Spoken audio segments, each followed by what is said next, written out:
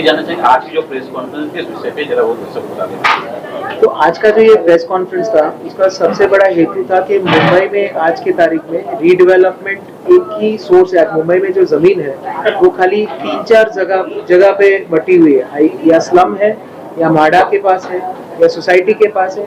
Open land space बहुत कम है। तो यही चीज अगर हम जो redevelopment is the only answer कि जहाँ पे नई बिल्डिंग है, नया प्रोजेक्ट आ सकता है। और लोगों को आज बॉम्बे में 30 साल 40 साल पुरानी बिल्डिंग्स हो चुकी है, तो वो लोग को भी रीडेवलपमेंट करना चाहिए, नई लाइफस्टाइल लेनी चाहिए, नए फैसिलिटीज मिलनी चाहिए। तो ये हेतु से और ये इंटेंट से कि लोगों को एक अच्छा प्रोजेक्ट मिले, लोगों को एक अच्छा घर मिले, और उससे उनको आज अप्रोच करने के लिए शायद वो सोसाइटी वाले 1 या 2 प्रोजेक्ट कर पाएंगे, 1 या 2 डेवलपर्स को अप्रोच कर पाएंगे, पर ये करने से 40 डेवलपर्स एक साथ उनको मिल सकते हैं। तो उनको चॉइस भी मिलता है किसके साथ उनको जाना है, कैसे करना है। और मोस्ट इम्पोर्टेंट यही है कि भाई लोगों को अपना नया घर कैसे जल्दी मिले और फास्ट मिले। कब होने वाला है, सारे लोग कहाँ और कहाँ कब इकट्ठा होने वाले हैं? 27 सितंबर को ये तारीख है। 28 हिंदी अच्छी है। 28 सितंबर को है और ये रिलायंस जियो हॉल में है और 10:30 बजे से लेकर 7 बजे तक है। हम लोग ने ओपन रखा है क्योंकि फ्राइडे है, वर्किंग डे है। इसी सोसाइटी अपनी सोसाइटी आ सकते, सैटरडे एक ओपन डे है, फुल डे प्रोग्राम है।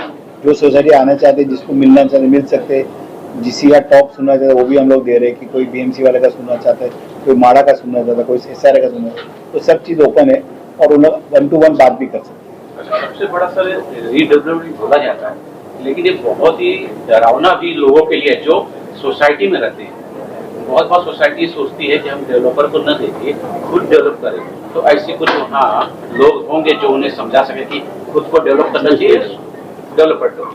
इसके लिए जो 3 जो अध्यक्ष है हाउसिंग के माध्यम से, बीएमसी है, माड़ा है, एसआर है, वो भी उनकी जो उनका व्यू है वो भी बताएंगे और सबको समझाएंगे कि क्या है क्या नहीं, और सोसाइटी रीडेवलपमेंट से करने की क्या जरूरत है। अब महारेरा आ गया तो उसमें भी कभी डरने की कोई बात नहीं है, उनका पहला ही एरिया लिखा देगा, सब कुछ हो जाएगा। तो सिंस ट्रांसपेरेंसी बढ़ रही है, हर चीज़ की आगे आगे शुरुआत हो रही है। सर एक चीज ये भी है कि जब रीडेवलपमेंट होता है तो उस सोसाइटी में अगर 50 लोग हैं, 3 लोग तो ऐसे होते हैं कि वो बैठ जाते हैं कि उसको करने ही नहीं देना है। ऐसी ऐसी उनकी डिमांड्स हो जाती है कि वो होगा ही नहीं। तो ऐसे मुद्दे पे क्या वहाँ के लोग कुछ होंगे, कोई अधिकारी होंगे जो उन्हें समझा सके कि किस तरह से इसका सलूशन? तो ऐसा है कि अभी जिस तरह से इवॉल्वमेंट हुआ है और लोगों की जो अभी एक रूल है सोसाइटियों में और उसके माध्यम में कि ऑफिशियली 51% के ऊपर कंसेंट होता है, तो सोसाइटी रीडेवलपमेंट में रोक नहीं लगा सकती। और अगर कोई ऐसे रोक लगाता है, जैसे आपने बताया 2-3 जन एक सोसाइटी में होते जो नहीं करना चाहते, तो वो बाकी जब 50 में से अगर 47 मान जाते हैं, साइन कर लेते हैं, अगर वो 3 नहीं साइन करते तो कोर्ट में अप्रोच होते हैं और कोर्ट वही फेवर में देखता है, क्योंकि कोर्ट यही देखता है कि 3 जन की वजह से 47 जन का नुकसान नहीं होना चाहिए। अगर 47 लोगों ने हाँ बोला है एक डेवलपर के साथ और कुछ टर्म्स कंडीशन नक्की अग्री किए हैं, तो वो 3 जन उसको अपोज नहीं कर सकते। तो अभी अप्रोच कोर्ट का भी सोसाइटी के लिए बहुत पॉजिटिव रहा है एंड सोसाइटी एक्सेप्टेंस भी लोगों को समझ में आया। तो धीरे धीरे जो ऐसे होता था पहले, अगर आज से 10 साल पहले जो रीडेवलपमेंट होता था, तो उसमें ऐसा होता था कि आज मैंने साइन किया पर शायद मेरा बिल्डिंग अगले 2 साल में बन जाए या अगले 15 साल में बने, उसका नक्की नहीं था, क्योंकि 1-2 जन अटक गए तो वो पूरा प्रोजेक्ट अटक जाता। पर अभी वो अटकने का सवाल नहीं है, क्योंकि कोर्ट ही उनको ऑर्डर देता है कि आपको निकलना पड़ेगा। तो इस तरह से पॉजिटिव अप्रोच से ही रीडेवलपमेंट होता है। रीडेवलपमेंट में बहुत बड़ी समस्या और आ रही है, लोग पार्किंग को लेके बहुत जिद्दी हो गए हैं, हमको पार्किंग चाहिए। क्या कुछ उस पर आप? वो है, वो तो उनकी डिमांड है, वो डिमांड के हिसाब से हम लोग पार्किंग देना पड़ता है।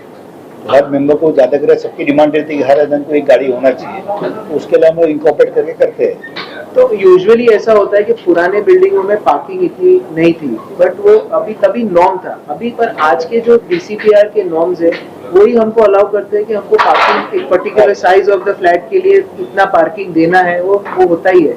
तो वो और एक हमारे रूल में भी होता है और दूसरा सोसाइटी को भी एक अपनी खुद की पार्किंग की रिक्वायरमेंट होती है, तो वो दोनों चीज मैच हो जाती है। तो पार्किंग तो डेफिनेटली जो रूल्स के हिसाब से भी मिलता है और उनके डिमांड से भी यूजुअली डेवलपर्स देते हैं। अच्छा, एक चीज और मैं जानना चाहता हूँ, अंधेरी से बोरिवली के जो साइड एरिया है ज्यादा करके वहाँ फर्स्ट फ्लोर सेकंड फ्लोर तक बने हुए हैं, अब उनको डेवलपमेंट चाहिए, अगर कुछ बता सके कि उनका डर जो अंदर डर है कि बिल्डर हमारा ये हड़प लेगा या हमको नहीं मिलेगा, कुछ ऐसे कुछ नियम अगर उनको बता सके हमारे दर्शकों को। काफ़ी सारे नियम है, तो जो प्रोसेस गवर्नमेंट ऑफ महाराष्ट्र ने दी वो भी अच्छी है, पर उसको आप फॉलो करो तो कोई दिक्कत नहीं होती।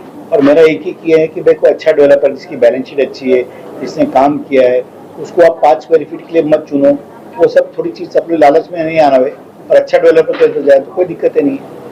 आज के तारीख में जितने नॉर्म्स है, डीसीपीआर के नॉर्म्स है, आप जैसे बॉम्बे की बात करें जो डीसीपीआर के नॉर्म्स है, प्लस अब अभी कोई भी डेवलपर है, कोई भी अपना प्रोजेक्ट करता है, उसको रेरा में रजिस्ट्रेशन करना पड़ता है, तो ट्रांसपेरेंसी बहुत ही ज़्यादा अच्छी तरह से होती है। तो लोगों को जो ये फियर होता है कि डेवलपर मेरा घर ले लेगा, शायद घर नहीं देगा, आज इतने रेगुलेशन स्ट्रिक्ट हुए हैं, आज लीगली उनके जो अग्रीमेंट्स होते हैं वो भी इतने बाइंडिंग होते हैं डेवलपर के लिए भी और सोसाइटी के लिए भी, ताकि कोई तो एक बार साइन होता है तो दोनों एक दूसरे से हिल नहीं सकते हैं। और यूजुअली जो डेवलपर होते हैं उनका इंटेंट यही होता है कि बिल्डिंग जल्दी से जल्दी बने, उनका भी भाड़ा देना कम हो और लोगों अपने नए घर में आए। तो एक पॉजिटिव इंटेंट से अगर सोसाइटी और डेवलपर चलते हैं तो मेरा ये मानना है कि अगर आप जो बॉम्बे में आज रीडेवलपमेंट देख रहे हो वो यूं इसलिए देख रहे हो क्योंकि सोसाइटी और डेवलपर सब पॉजिटिव इंटेंट से चलते हैं और ट्रांसपेरेंसी और ओपननेस से चलते हैं, और वही ओपननेस के कारण आज रीडेवलपमेंट इतना अच्छी तरह से होता है। अगर हमारे दर्शकों को बता सके कि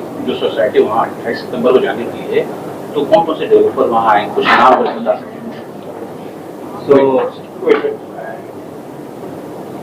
हमारे पास जो 40 डेवलपर्स हैं, they are in the range of corporates also.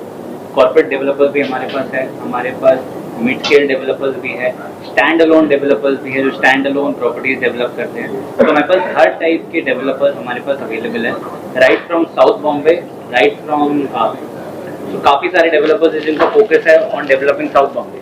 So for them we have about 150 societies that have registered from South Bombay region. उसके बाद जो वेस्टर्न बेल्ट है, सबसे ज़्यादा क्रीम बेल्ट जो आज के टाइम पे बोला जाता है western belt, right from Andheri, जैसे आपने बताया right from Andheri to Borivali, we have 20 developers catering only to that region. तो ऐसे हमारे पास हर टाइप के डेवलपर्स हर रीजन को केटर करने के लिए। We have developers participating from Navi Mumbai. तो 50 से 55 सोसाइटीज़ ने सिर्फ नवी मुंबई से रजिस्टर किया, जिनकी लेआउट साइज काफ़ी बड़े हैं। तो हमारे पास नवी मुंबई के डेवलपर्स हैं, हमारे पास थाना से बहुत सारे रजिस्ट्रेशन आए हैं, हमारे पास थाना के डेवलपर्स हैं। अगेन ये सब एरियाज में लेआउट बहुत बड़े हैं। वी हैव दहीसर से मीरा रोड के बीच के सोसाइटीज़ ने रजिस्टर किया, हमारे पास उसके भी सारे डेवलपर्स हैं। तो अगर आपकी सोसाइटी या तो SRA के अंडर आती है, महाडा के अंडर आती है, या सोसाइटी BMC के अंडर आती है, यू हैव टू रजिस्टर। आप यहाँ पे आइए, आपको हर टाइप का डेवलपर यहाँ पे मिल जाएगा। रजिस्ट्रेशन कहाँ करना है उस साइट में? रजिस्ट्रेशन हमको करना है redevelopingmumbai.com, ये हमारी वेबसाइट है। यहाँ पे बहुत सिंपल स्टेप्स में आपको अपना नाम, नंबर और अपना प्लॉट साइज और सोसाइटी का नाम, ये 4 चीज़ें भर के आपको हमारे पास रजिस्टर करना है। हमारी टीम आपसे टच बेस करेगी और आपको बाकी डिटेल्स देगी। फीस है या फ्री है? This is free of cost for societies, this is as a service that we are providing to the societies, जहाँ पे वो डेवलपर्स से आके रूबरू हो सकते हैं, उनसे बात कर सकते हैं, अपने इश्यूज डिस्कस कर सकते हैं। ये टेनेंटेड बिल्डिंग है तो टेनेंट्स आके बात कर सकते हैं, अगर ये लैंडलॉर्ड है तो लैंडलॉर्ड अपने टेनेंट्स को रिप्रेजेंट कर सकते हैं। सोसाइटीज है, they can ask for what issues they are facing. जैसे हमें डेली बेसिस पे बहुत सारी सोसाइटीज रीच आउट करती है, किसी के पास अगर कन्वेंस डॉक्यूमेंट नहीं है तो we are helping them out कि आप कन्वेंस, ऐसे कौन से डेवलपर्स है जो आपको सपोर्ट भी करेंगे थ्रू द कन्वेंस प्रोसेस। तो ऐसे टाइप के अगर आपके पास कोई सोसाइटी में इश्यूज भी, you can come and discuss with our developers. किसी का प्रॉपर्टी कार्ड नहीं रहता नाम पे, किसी का ये प्रॉब्लम है, किसी का लीज एक्सपायर हो गया है भाड़ा का, तो ये सब सोल्यूशन कैसा करें और किससे संपर्क करें, उधर भी हेल्प डेस्क जैसे हम लोग रखेंगे। उनके जो प्रश्न है उसका लेंगे, उसके उसी दिन आंसर नहीं होगा पर थोड़े दिन के बाद हम उनको जो भी समझो SRA तो SRA डिपार्टमेंट से संपर्क करके उनको एक वापस एक आंसर मिल देंगे। बहुत बहुत शुक्रिया। Thank you. Thank you.